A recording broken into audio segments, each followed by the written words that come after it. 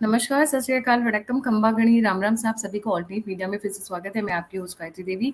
हमारे साथ जुड़े हुए हैं हमारे फेवरेट डॉक्टर आशीष हांडा जी। और आज तो बड़ा बवाल मच गया, एक्सपेक्टेड नहीं था। मोदी जी से ऐसे ऐसे कमेंट करना सर बहुत बड़ी बात, गलत बात है। आपने इतना धोया कि यहाँ से लेके पाकिस्तान तक बवाल मच गया। Over to you Ashish ji.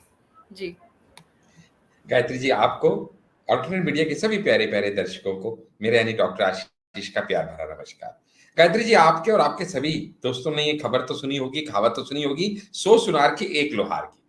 अब वो तो मोदी जी का स्टाइल ही है कि वो ज्यादा कुछ कहते नहीं, लेकिन वो जो सनी देओल का था ना वो डायलॉग, वो ये हाथ पड़ता नहीं, ये पड़ता है तो सामने वाला उठता नहीं, वो वाली बात। तो इसी तरह मोदी जी का है कि वो बार बार बुलाते हैं, भैया बोलो, भैया बोलो, भैया बोलो। वो कुछ बोलते नहीं, लेकिन जब वो बोलते हैं तो उनकी बात को दुनिया सुनती है, क्योंकि उसके इतने गहन मतलब होते हैं। गायत्री जी, आज भी उन्होंने बड़े ही मीनिंगफुल कुछ पॉइंट्स दिए हैं, विपक्ष के लिए भी सोचने के लिए, और खासकर अपकमिंग 2024 के चलते बाकी भारतवासियों के लिए भी बहुत रेलेवेंट पॉइंट्स हैं। पहले हम उनका कमेंट बता देते हैं आपको, फिर उसको हम ब्रेकअप करके उसका पोस्टमार्टम करेंगे, और जो हमारा एक्चुअल जॉब है एनालिसिस करना, उसके ऊपर हम आएंगे।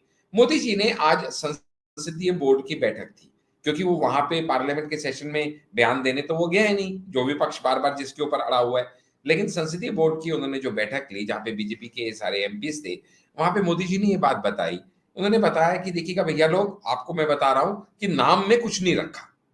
बात भी ठीक है, हमारा कर्म प्रधान देश रहा है, कर्म प्रधान हमारी संस्कृति रही है, और हम भी मानते हैं कि नाम में और जन्म में कुछ नहीं रखा, काम में ही सब कुछ रखा है। और गायत्री जी, आपका नाम नहीं, आपका काम बोलता है, और काम से ही भविष्य में मार्केट में आपके दाम डिसाइड होते हैं कि आपके ऊपर कोई कितना बड़ा दाव खेल सकता है। ये सब नाम का नहीं, काम का है। आज आपका चैनल गायत्री जी रन कर रही हैं, अगर आपके अंदर वो क्वालिटीज हैं, या मैं होस्ट आपका डॉक्टर आशीष आ रहा हूं, मेरा नाम आशीष की बजाय हरीश होता, लेकिन मेरी क्वालिटी सेम होती, तो भी आप मुझे इनवाइट करते, और इतना ही प्यार मुझे आपके ऑडियंस से मिलता जितना आज मिल रहा है। सो व्हाट इज इंपॉर्टेंट, अंदर का तथ्य जो है, अंदर का मैटर जो है, वो इंपॉर्टेंट है। और मोदी जी ने यहां पे कहने का मैसेज क्या दिया कि आप लोगों ने नाम तो रख लिया इंडिया, लेकिन क्या हाइट ऑफ हिपोक्रेसी है, ये शब्द उन्होंने कहे नहीं, but how he meant that, कि जब उन्होंने कहा कि इंडिया नाम रख लेने भर से कुछ नहीं होता, क्योंकि इंडिया नाम तो और बहुत लोगों ने भी रखा हुआ है, जैसे पॉपुलर फ्रंट ऑफ इंडिया, जैसे इंडियन मुजाहिदीन, और दूर क्यों जाना, जैसे कि इंडियन नेशनल कांग्रेस और ईस्ट इंडिया कंपनी। अब इन्होंने कुछ समानताएं दी। अब उन्हें पता है लोगों को, जो मोदी जी को कैच करते हैं कि मोदी जी यूं ही कुछ नहीं कह जाते, उनके यूं ही के अंदर भी बड़े गहरे मतलब होते हैं। जब वो ये कह रहे हैं कि इंडिया नाम तो पॉपुलर फ्रंट ऑफ इंडिया में भी है और इंडियन मुजाहिदीन में भी है, तो इसका कहने का मतलब क्या कहना चाह रहे हैं वो, कि वो लोग जो बैंड ऑर्गेनाइजेशंस हैं, जो एंटी इंडिया मूवमेंट्स में लिप्त पाई गई, और इसीलिए उनको बैन किया गया। इंडिया नाम तो उन्होंने भी अपने अंदर रखा था, तो सिर्फ इसलिए कि आपने अपने ठग बंधन का नाम इंडिया रख दिया है, दैट डज नॉट मीन कि you are by the India, for the India, choice of India, और you represent India in any way whatsoever. Is just that कि आपने अपने मन को खुश करने के लिए, या लोगों को एक झूठा भुलावा देने के लिए, आपने इंडिया शब्द का, नाम का दुरुपयोग किया है। वो सिर्फ ये कहना चाह रहे थे। और दूसरा, जब उन्होंने ये कहा कि इंडियन नेशनल कांग्रेस और ईस्ट इंडिया कंपनी में भी इंडिया शब्द है, तो इससे उनका तात्पर्य क्या था, इन दोनों को क्यों इक्वेट किया, क्योंकि ये दोनों ऐसी ऑर्गेनाइजेशंस हैं जिनको कि फॉरेनर्स ने फाउंड किया था, दे वर फॉर्मुलेटेड बाय द फॉरेनर्स। जैसे कि हमें पता ही है कि ईस्ट इंडिया कंपनी को तो फॉरेनर्स ने ही बनाया था, लेकिन कुछ लोगों को जिनका ये ना पता हो कि क्या इंडियन नेशनल कांग्रेस को फॉरेनर ने बनाया था, तो जवाब है हाँ, ए ओ ह्यूम्स इसके फाउंडर थे। और आज उसी लिगेसी को अगर आगे हम लेते हुए चल रहे हैं, जहां पे एक तरफ मोदी जी कहते हैं कि हमें अंग्रेजों की गुलामी की जंजीरों को तोड़ना है, हर उस निशान को खत्म करना है जो हमें याद दिलाए कि कभी हम उनके गुलाम हुआ करते थे। तो ऐसे में ये दोनों ऑर्गेनाइजेशंस भी इंडिया नाम को धारण किए हुए हैं, लेकिन इसका कदापि बिल्कुल भी कहीं भी ये अर्थ नहीं है कि ये नेशनलिस्टिक हो गई। जिसके अंदर इंडिया शब्द जुड़ जाए वो नेशनलिस्टिक हो जाएगा। ऐसा नहीं होता। और गायत्री जी, आज मोदी जी के एक इस चिंगारी भरे बयान ने ऑपोजिशन के भूसे के अंदर जो आग लगाई है ना, मजा आ गया देख के गायत्री जी, जिस तरह से धू धू करके पूरी ऑपोजिशन जलने लगी। क्योंकि गायत्री जी, आग जब लगती है ना तो हरी घास में नहीं लगती, आग हमेशा सूखे भूसे में लगती है। और इन लोगों के अंदर भी भूसा शब्द, मालूम नहीं दिमाग का भूसा वो कहना चाह रहे हैं या कौन सा भूसा कहना चाह रहे हैं, लेकिन हाँ, हरी घास तो नहीं है, क्योंकि इनके अंदर जीत की बारिश हुई नहीं है। इसलिए ये हार का सूखा जो पड़ा हुआ है, इसके चक्कर में घास तो सूखी होना जायज बात है। गायत्री जी, गायत्री जी, एक बात और समझने की है, इनके इस रिमार्क के ऊपर इमीडिएटली राहुल गांधी का ट्वीट आता है। और राहुल गांधी जी ट्वीट में क्या कहते हैं, आपको जो कहना है कहिए, बट एक बात याद रखिए, वी आर इंडिया। अब देखिए कितनी बड़ी और कितनी गलत स्टेटमेंट है। आपको किसने ये इख्तियार दे दिया, किसने ये राइट दे दिया कि आप इंडिया को कहीं से भी ऐसा आपको लग रहा है कि हम लीड कर रहे हैं या हम रिप्रेजेंट कर रहे हैं? इंडिया को सिर्फ रिप्रेजेंट कर सकता है इलेक्टेड रिप्रेजेंटेटिव ऑफ इंडिया, जो कि आज की डेट में मोदी जी हैं। इसके अलावा कोई भी ऑर्गेनाइजेशन अगर उसको लगता है कि अपने नाम के आगे इंडिया जोड़ लेने से वो इंडिया हो जाएगी या इंडिया को रिप्रेजेंट करेगी, इट्स एब्सोल्युटली नॉनसेंस। और जिस तरह का भ्रम पैदा करते हैं ये ऑपोजिशन वाले, स्पेशली कांग्रेस, मैं भी उसका एग्जांपल देता हूं। थोड़ी देर बाद, आधे घंटे बाद, प्रियंका वाड्रा गांधी जी का भी ट्वीट आ जाता है। और वो ट्वीट क्या आता है, मैं यहाँ पे करेक्ट कर दूं, मुझे पता है रिमार्क्स में कुछ लोग कहेंगे कि हमेशा कहते हैं कि डॉक्टर आशीष आप राहुल गांधी जी, प्रियंका वाड्रा गांधी जी, अब जी क्यों लगाते हैं? मैं जी इसलिए लगाता हूं कि जैसे वो अपनी धूर्तता छोड़ नहीं सकते, वैसे मैं अपनी विनम्रता छोड़ नहीं सकता। वो मेरे लिए खुद को नहीं बदलेंगे तो मैं खुद को उनके लिए क्यों बदल दूं? मैं जो हूं मैं वही हूं। मैं सबको इज्जत मान सम्मान देता हूं, मैं इसीलिए जी लगाता हूं। अगर आपको अच्छा ना लगे तो मैं क्षमा प्रार्थी हूं, लेकिन फिर भी मेरी बात करने की शैली मेरी ही रहने वाली है। खैर, एनी हाउ, हम टॉपिक को आगे लेते हैं। तो प्रियंका वाड्रा गांधी जी ने क्या ट्वीट किया, इंडिया के लिए पीएम का इतना अपमानजनक रूप क्यों? अब ये ट्वीट देखिए, अगर ये इंडिया ऑर्गेनाइजेशन की बात नहीं कर रहे, इंडिया संस्था की बात नहीं कर रहे, इंडिया ग्रुप की बात नहीं कर रहे, तो फॉरेन मीडिया कल की हेडलाइंस में इसको क्या चलाएगा कि कांग्रेस के एक प्रमुख नेता ने कहा कि पीएम मोदी का इंडिया के लिए इतना अपमानजनक रुख क्यों? अगेन, क्या ये एंटी इंडिया नैरेटिव सेट करने वाली बात नहीं है गायत्री जी? और इसी चीज का हम लोगों को शुरू से और आज तक गुस्सा रहा है, बहुत ज्यादा इस चीज की हम लोगों को दुख होता है कि वो लोग जो खुद इंडिया होने का दम भरते हैं, वो लोग जो नेशनलिस्टिक होने की कस्में खाने को तैयार बैठे हैं, सच मायने में अगर कहा जाए तो कोई ऐसा इंडिया को डिफेम या डिमीन करने का काम नहीं जो आपने ना किया हो। क्या ये इत्तेफाक है? क्या ये संयोग है या प्रयोग है कि जब भी टुकड़े टुकड़े गैंग की कॉन्स्टिट्यूशन देखी जाए, हु ऑल सपोर्टेड टुकड़े टुकड़े गैंग, अभी आप गूगल कीजिए, तो क्या इसी कथित I.N.D.I.A नाम के ग्रुप में से बहुत सारे साथी आपको नहीं मिल जाएंगे जो उस समय वहां खड़े थे?